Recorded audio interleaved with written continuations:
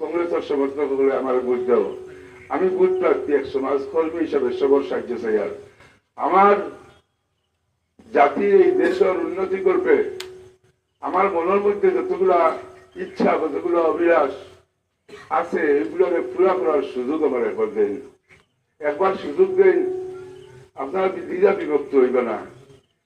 UDF এর প্রার্থীরে UDF এর প্রার্থীরে আড়াইতে গিয়া আপনারা বিজেপির প্রার্থীরে নিজে তাই নিতে ওখানটা খেয়াল করবা। কারণ ইউডিএফ এর প্রার্থী নির্মূল করতে পারত না।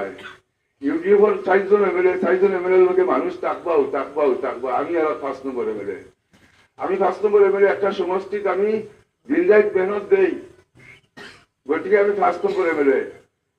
আর আমার যতগুলো কাজকর্ম আছে এগুলোর পরিপ্রেক্ষিতে, সমাজসেবার পরিপ্রেক্ষিতে যারা সমাজসেবা করা পায় তারা আমার লোকে আছে। গতিকে এই পরিমাণ গুটো নিতে পারত না যে ইউডিএফ এর প্রার্থীরে যে পরিমাণ গুটোর নামাই দিলে, যে পরিমাণ কম ভোট দিলে কংগ্রেসের প্রার্থী জিততে পারবো, হিসাব লাগাইবা, বুঝবা জিনিসটা। ইউডিএফ এর প্রার্থী যদি বর্তমান সময়ে আমি যদি কোনো শিলচারকিয়া বই থেকে প্রচারও হই না, এরপরেও 3 লাখ ভোট পাইব। একদিনও যদি প্রচার করি না, কি কথা মানাননি আপনারা? এরপরেও 3 লাখ ভোট পাইব। কিন্তু যদি আপনারা জিতাইতে হয়, বিজেপি হারাইতে হয়, এই মনোবাসনা থাকে, তাইলে যুগ গুছা কিছু তাকি যেতে পারে।